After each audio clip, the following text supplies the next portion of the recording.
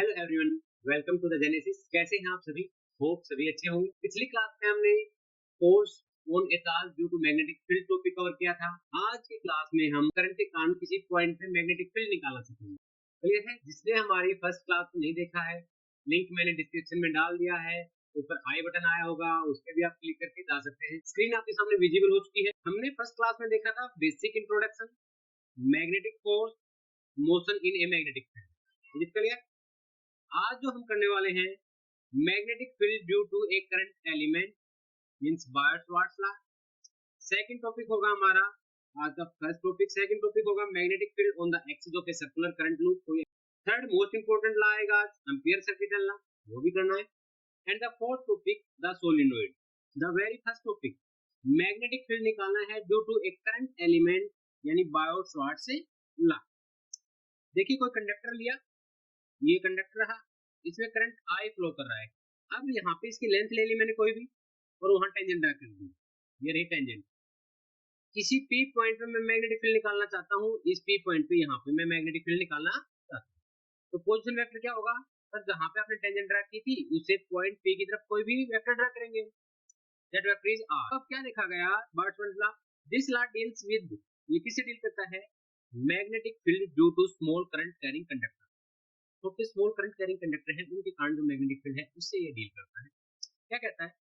ये कहता है उतना ज्यादा मैग्नेटिक फील्ड होगा जितना ज्यादा करंट होगा, पहला। सेकंड, उतना ज्यादा मैग्नेटिक फील्ड होगा जितनी ज्यादा हम लेंथ को कंडक्टर की कंसीडर करेंगे। Third, dB is directly proportional to sin theta. Theta किस किस के बीच में एंगल है? यहाँ पे मैं क्लियर कर देता हूँ। थीटा एंगल है sir dl, length of the conductor, and position vector. Position vector जो लेंथ जहां से कंसीडर किया वहां से और पी पॉइंट की तरफ जा रहा है उसके बीच में। Fourth, dB is inversely proportional to distance, और जितनी दूरी पे होगी मैग्नेटिक फील्ड उतना ही कम होता जाएगा। तो सभी को चारों इक्वेशन को मिलाते हैं तो dB is directly proportional to ideal sin theta. Directly proportional को इक्वल टू में चेंज करेंगे तो यहाँ पे k कांस्टेंट लगाते हैं हम। ऐसा इस सिस्टम में k की वैल्यू क्या होती है? म्यू नॉट अपॉन 4 पाई, कांस्टेंट है ये।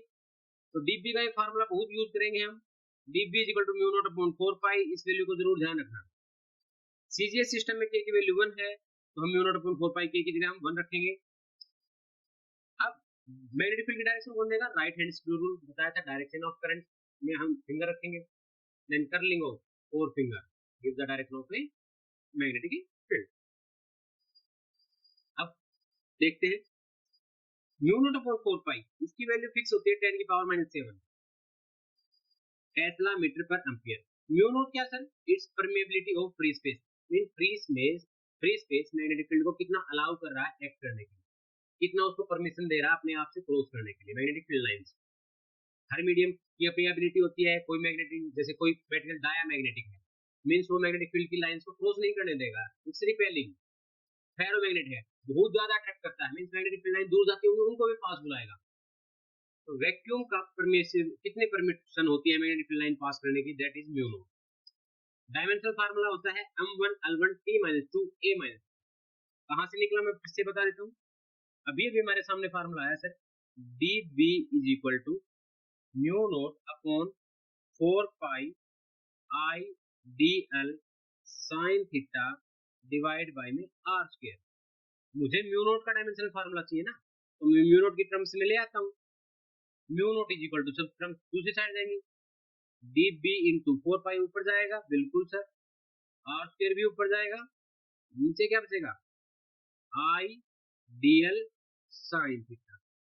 चलिए सबका मैग्नेटिक फील्ड रखते हैं।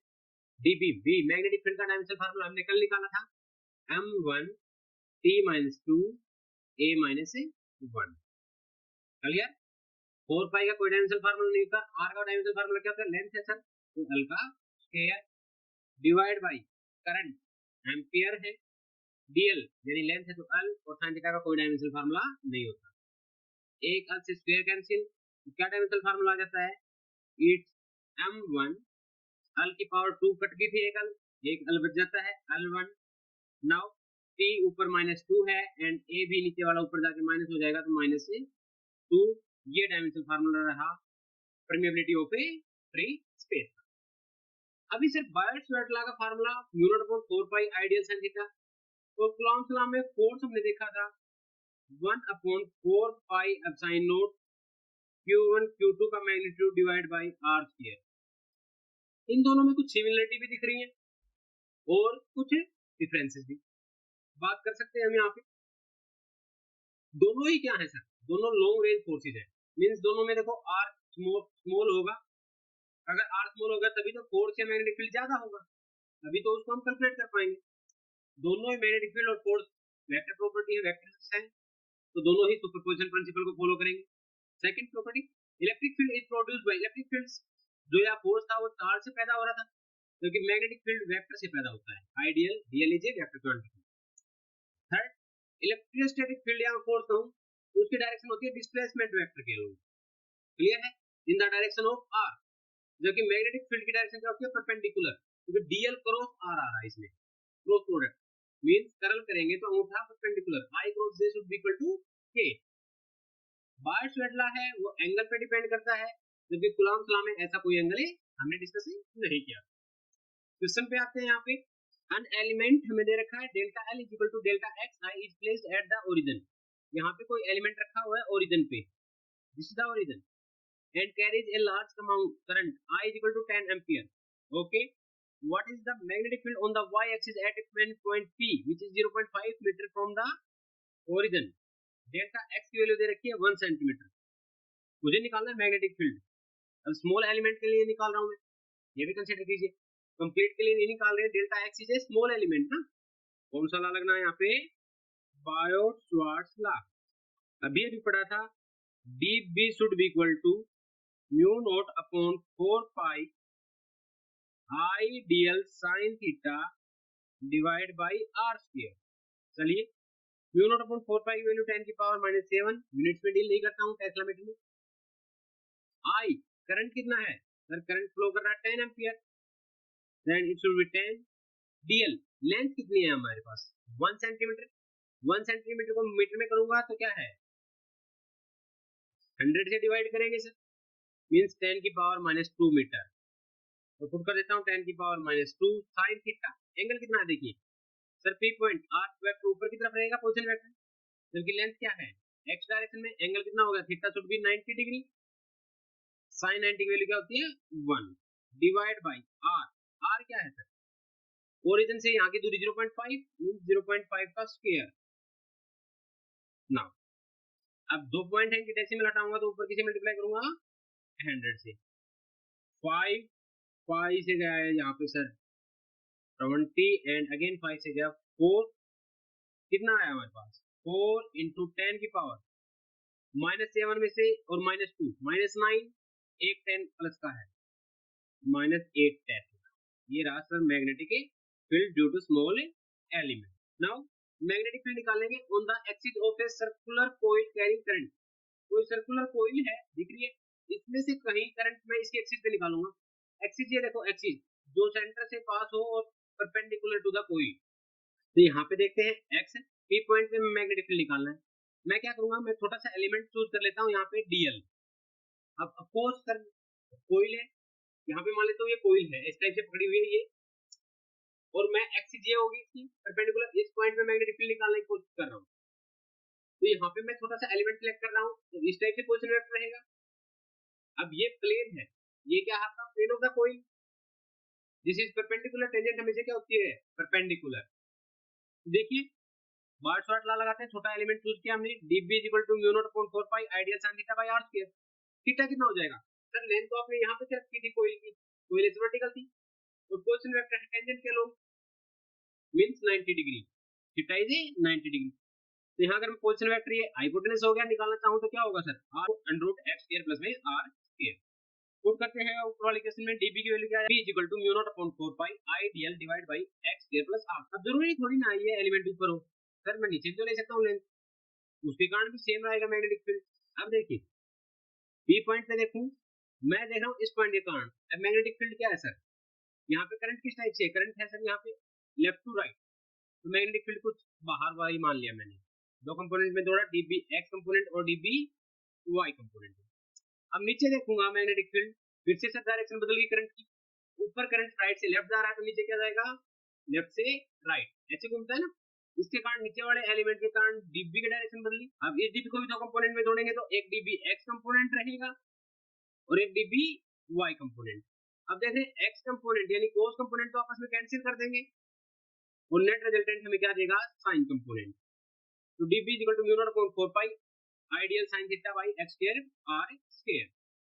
dB की वैल्यू पुट की है, sin थीटा को बाहर, dl का इंटीग्रेशन। अब dl थोड़ी जरूरी थोड़ी है छोटी लेंथ लूंगा, मुझे तो पूरी सर्कमफेरेंस चाहिए ना, पूरे एलिमेंट का निकालना तो पूरी सर्कमफेरेंस। तो dl का अगर इंटीग्रेशन करो तो क्या होता है 2 पाई r और sin थीटा, थीटा यहाँ पे है, थीटा क्या होता है परपेंडिकुलर अपॉन हाइपोटेनस। परपेंडिकुलर क्या है r divide by hypotenuse, hypotenuse small r वे भी निकाला था √ x square plus r square. Put कर देंगे b की जगह तो क्या फार्मूला आ जाएगा mu naught upon 4 pi 2 pi r square i upon x square plus r square की पावर है 3/2। मोस्टली अगर अनटर्न्स है तो मैग्नेटिक फील्ड भी n टाइम्स बढ़ जाएगा क्योंकि करंट n टाइम्स बढ़ता है। At the centre of circular coil, अगर मैग्नेटिक फील्ड इस p पॉइंट पे ना निकलवाता, बोलता सेंटर पे निकालो, तो सर x डायरेक्शन x क्या हो जाती है, जीरो आपके पास, x तो होता ही। तो वही बात है, x को हम जीरो पुट करेंगे इस फार्मूले में तो मैग्नेटिक फील्ड क्या आ जाएगा mu naught upon 4 pi 2 pi n i by में r। चलिए क्वेश्चन देखते हैं, example number 5। Straight wire carrying a current of 12 ampere is bent into a semi circular arc, बिल्कुल, of radius 2 centimetre as shown in figure A. Consider the magnetic field B at the centre of the arc. Magnetic field को यहाँ पे consider करना है, which is B. पहला question, what is the magnetic field due to straight segment. तो जो state segment है ये इतना सेगमेंट और इसके कारण मैग्नेटिक फील्ड कहां पे किस डायरेक्शन में होगा। अभी स्टेट सेगमेंट की लेंथ यही रखनी पड़ेगी हमें dl, और मैग्नेटिक फील्ड भी इसी डायरेक्शन में, dl और r के बीच एंगल कितना है 0 डिग्री, मींस स्टेट सेगमेंट के कारण कोई मैग्नेटिक फील्ड नहीं होगा। Now in what way the contribution to b from the semi circle differ from that circular loop. This circular loop ने कितना दिया था हमें मैग्नेटिक फील्ड, एक लूप की बात है, तो b is equal to mu naught upon 4 pi 2 pi, अभी वन टर्म के लिए लिखा रहा हूं तो i बाई में r। सेमी सर्कल क्या दे देगा, इसका मैग्नेटिक फील्ड हाफ हो जाएगा, mu naught upon 4 pi pi i by में r। Would your answer be different if the wire were bent in a semicircular arc of same radius but in opposite? क्या answer different होता, magnitude में कोई फर्क नहीं आता था। अगर मैं अपोजिट डायरेक्शन में बेंड करता तो मैग्नीट्यूड में कोई फर्क नहीं आता, सिर्फ क्या बदलता, सिर्फ और सिर्फ बदलती direction of a magnetic field. चलिए नेक्स्ट क्वेश्चन पे आते हैं, मैं नोट डाउन कर देता हूं क्या क्या गिवन हमें। नंबर ऑफ टर्न्स है 100, रेडियस है 10 सेंटीमीटर। जैसे ही दे है हमें ऐसा सिस्टम में लेके जाता हूँ 10/100 मींस 10 की पावर -1 मीटर। करंट दे रखा है 1 ampere. Centre of the coil पे निकालना है मैग्नेटिक फील्ड, फार्मूला भी आया था मैग्नेटिक फील्ड का, B is equal to mu naught upon 4 pi 2 pi n i divide by r। अगर मैं सेंटर पे निकालता हूँ तो म्यू नॉट अपॉन 4 पाई की वैल्यू 10 की पावर -7, 2 into 3.14 पाई की वैल्यू, नंबर ऑफ टर्न्स है 100, करंट है 1 डिवाइड बाई r रेडियस कितना है 10 की पावर -1, मल्टीप्लाई करते हैं तो 6.28 into 10 की power -4 tesla is the magnetic field. अब चलते हैं अगले हमारे लॉ पे, एम्पियर सर्किटल लॉ। यह लॉ क्या कहता है, the line integral of magnetic field over any closed surface is equal to mu naught times to the current flowing. कि अगर मैग्नेटिक फील्ड का मैं लाइन इंटीग्रल करूं v dot dl over any closed surface तो current के mu naught times हो जाएगा, mu not अभी बताया था परमिशन कितनी देता है, परमिटिविटी ऑफ फ्री स्पेस। पहला निकालना है हमें magnetic field due to infinite long straight wire carrying a current. कोई वायर ली हमने और इस पे पी पॉइंट पे मैं निकाल रहा हूं फिर से मैग्नेटिक फील्ड। चलिए v dot dl is equal to क्या होगा, अब इंटीग्रेशन डॉट को हटाता हूं तो cos थीटा। अब dl और मैग्नेटिक फील्ड, सर dl भी ऊपर की तरफ है और लेंथ भी ऊपर की तरफ, दोनों में एंगल कितना है 0, v dl is equal to dl का इंटीग्रेशन क्या करेंगे सर, पूरी लेंथ होगी और पूरी लेंथ क्या होती है सर्कल की, सर्कमफेरेंस इज 2 पाई r। तो b dot dl is equal to mu naught i, b dot dl को अभी भी सोल्व किया हमने, b into 2 pi r is equal to mu naught i। तो b का फार्मूला क्या आ जाएगा, mu naught upon 4 pi 2 i by r। Semi circle लूं यहाँ पे भी तो हाफ कर देते हैं। नाउ अगर सिलेंडर होता तो क्या होता, देखिए सिलेंडर के लिए दो केस होते हैं, यही हमारा अगला एग्जांपल भी है, तो मैं अगला एग्जांपल नहीं करवाऊंगा, सेम सिचुएशन है। सर या तो पॉइंट होगा आउटसाइड द सिलेंडर या पॉइंट होगा inside the cylinder means surface पे। अब देखिए मैं पहले केस लेता हूं P अगर पॉइंट आउटसाइड द सिलेंडर है, हम प्रेशर की डला लगाएंगे B dot dl equal to mu naught I, क्योंकि इनफाइनाइट है, बहुत लॉन्ग, वेरी लॉन्ग। छोटे एलिमेंट के लिए बार ला, बड़े के लिए एम्पियर सर्किट ला। फिर से डॉट को हटाऊंगा तो cos थीटा, फिर से थीटा देख रहे हैं हम 0, B dot dl equal to mu naught I। B को एज इट इज रखा, dl का इंटीग्रेशन क्या होगा sir, circumference 2 pi r, r is the radius, equal to mu naught I। तो B का वही फार्मूला आएगा जो ऊपर आएगा, B equal to mu naught I by में 2 पाई r। यहाँ से देखिए मैग्नेटिक फील्ड है इनवर्सली प्रोपोर्शनल है r के, यानी सिलेंडर से बाहर अगर डिस्टेंस दूर बढ़ाते गए मैं, पोजीशन वेक्टर बढ़ाता गया, P पॉइंट को दूर लेता जाऊंगा, तो B इनवर्सली प्रोपोर्शनल होगा R। क्या हो अगर P पॉइंट अंदर हो, सर एक बात सोचो ना, P पॉइंट अगर अंदर है तो ना तो इधर वाला काउंट करूंगा एरिया, ना इधर, यहाँ से करंट भी लीक होगा, पूरा करंट तो काउंटेबल ही नहीं है, क्योंकि सर करंट तो ना इस इलाके से भी जाना था, इस इलाके से भी जाना था, करंट तो काउंट करेंगे नहीं ना, तो करंट भी अलग हो। तो सर हम म्यू नॉट नहीं ले सकते हम P पॉइंट, क्योंकि म्यू नॉट तो फ्री स्पेस के लिए है, तो यहाँ पे क्या लेना पड़ेगा हमें, म्यू। मीन दो चीजें बदलेंगी इस बार फार्मूले में, फर्स्ट करंट की वैल्यू बदलेगी, सेकंड म्यू की वैल्यू बदलेगी। करंट क्या होगा सर, पहले करंट नेट निकालते हैं, करंट पर यूनिट एरिया, एक पॉइंट पे करंट पता लग गया, multiply by area of the circle, जो छोटे वाला सर्कल हमारा बना है इसका area pi R square, multiply करते हैं क्या आता है current, I R square by R square, this is the current flowing through the smooth surface.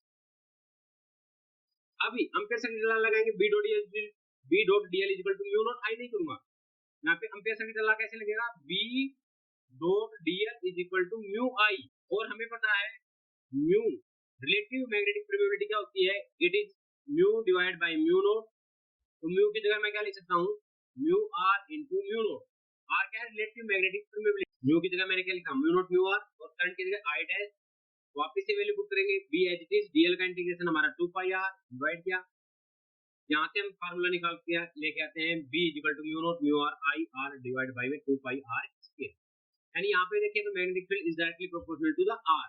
Starting में जब तक हमारा रेडियस तक नहीं पहुंचता है सरफेस तक, ए इज द सरफेस, तब तक हम क्या देख रहे थे, मैग्नेटिक फील्ड डायरेक्टली प्रोपोर्शनल है आर के। पी पॉइंट जैसे सरफेस पे पहुंचा, अब पी पॉइंट को मैं बाहर काउंट करूंगा तो बाहर के लिए ये फार्मूला लगेगा, inversely proportional, then this line, ये ग्राफ रहेगा magnetic field due to a current carrying a conductor. ये है एग्जांपल, अभी अभी जो आर्टिकल किया था सेम। आज का हमारा लास्ट टॉपिक द सोलेनोइड। क्या होता है the solenoid, it is a closely spring like structure, closely bound helix like structure, जिसका डायमीटर बहुत कम हो as compare to its length. अब इसके कारण मैग्नेटिक फील्ड निकालो, तो मैंने स्प्रिंग ड्रा किया यहाँ पे, तो यहाँ पे पी क्यू आर एस चार कोई भी मैंने एलिमेंट चूज कर लिया, क्योंकि क्लोज सरफेस चूज करने की मुझे एम्पियर सर्किट लगाना है, तो मैंने क्लोज सरफेस ले ली पी क्यू आर एस। तो लाइन इंटीग्रल देखते हैं, B dot DL equal to, पहले बी डॉट डीएल लगाएंगे पी से क्यू, क्योंकि लाइन यहाँ तक चली लेंथ, फिर डायरेक्शन बदल जाएगी क्यू से आर, आर से एस और एस से पी। अब देखिए, देखो बी डॉट डीएल के बीच में P Q, sir magnetic field जा रहा है ओरिजेंटल डायरेक्शन में, और पी से क्यू भी ओरिजेंटल है, तो एंगल क्या होगा 0, क्यू से आर में एंगल 90, अगले में एंगल 180 होना चाहिए, एंड एस से पी में वापस एंगल 90, ये गलत लिखा हुआ है, ठीक कर लीजिए। अब cos 90 की वैल्यू 0 है, तो ये दोनों टर्म तो क्या हो गया आपकी 0, हमारे पास क्या बचा सर, P से Q B डॉट DL और R से S B D, चलिए।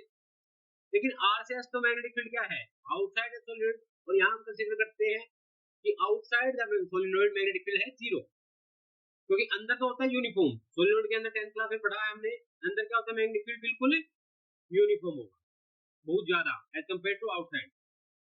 तो हम आउटसाइड मैग्नेटिक फील्ड क्या ले लेते हैं 0, यहाँ पे क्वांटिटी भी 0 होगी, तो B dot DL equal to 0 रखा आउटसाइड, तो क्या रहा हमारे पास P Q R S, B dot DL equal to BL, equation 1, ampere circuit ला लगाया, equal to mu naught into total current, total current क्या होगा, number of turns into current in each turn, तो B dot DL equal to mu naught, अब n है number of turns per unit length, तो total number of turns क्या हो जाएंगी, multiply कर देंगे nl into i, equation prove करते हैं, इक्वल करते हैं, b equal to mu naught n i। Now आज का लास्ट एग्जांपल और फिर आज की क्लास हम खत्म करेंगे। सोलिनॉइड दे रखा है, अगेन लेंथ हमें गिवन है 0.5 मीटर, रेडियस हमारे पास है 1 सेंटीमीटर। मैंने कहा था जैसे ही चेंज हो एसआई सिस्टम में, सेंटी मीन्स 10 की पावर -2, नंबर ऑफ टर्न्स है 500। इट कैरीज ए करंट, आई जा रहा है सर 5 एम्पियर। आपको बी निकालना है, magnetic field inside the solenoid. Sir magnetic field का फार्मूला क्या है? म्यू नॉट एन आई। यहाँ पे एन क्या था? अभी बच्चे क्या करेंगे, यहाँ पे गलती क्या कर लेते हैं बच्चे, सर हमें म्यू नॉट की वैल्यू पता है, म्यू नॉट अपॉन 4 पाई हमारे पास होता है 10 की पावर -7, तो म्यू नॉट की वैल्यू हमारे पास हो जाएगी 4 पाई मल्टीप्लाई बाई 10 की पावर -7। तो म्यू नॉट की जगह हम रखेंगे 4 पाई इंटू 10 की पावर -7 और अन की जगह 500 रख देंगे, जो कि गलत हो जाएगा। ये अन होता है number of turns per unit length, एक यूनिट लेंथ में। और यह लेंथ कितनी है? हाफ। 0.5 मीन से हाफ है ये। तो पर यूनिट करने के लिए इसको 2 से मल्टीप्लाई करूंगा तो 1 मीटर आएगी, पर यूनिट तो 1 मीटर बोलते हैं। तो अगर हाफ में 500 टन है तो पर यूनिट लेंथ में कितनी हो जाएंगी, इसको भी multiply 2 means number of turns कितनी लेनी है आपको 1000। एंड करंट कितना है हमारे पास 5 एम्पियर। मल्टीप्लाई करते हैं इसको भी, तो यहाँ पे लगभग आपका आंसर क्या रहेगा, 6.28 इंटू 10⁻³ टेस्ला। क्लियर? आज की क्लास में इतना ही। अगर आपको आज की क्लास से रिलेटेड कोई क्वेश्चन है, क्वेरी है, तो कमेंट सेक्शन में कमेंट कीजिए। अगर आपको वीडियो अच्छी लगी है तो लाइक कीजिए, चैनल को सब्सक्राइब कीजिए और बेल नोटिफिकेशन को ऑन कर लीजिए, ताकि सारी नोटिफिकेशन जैसे ही वीडियो अपलोड हो आप तक पहुंच पाए।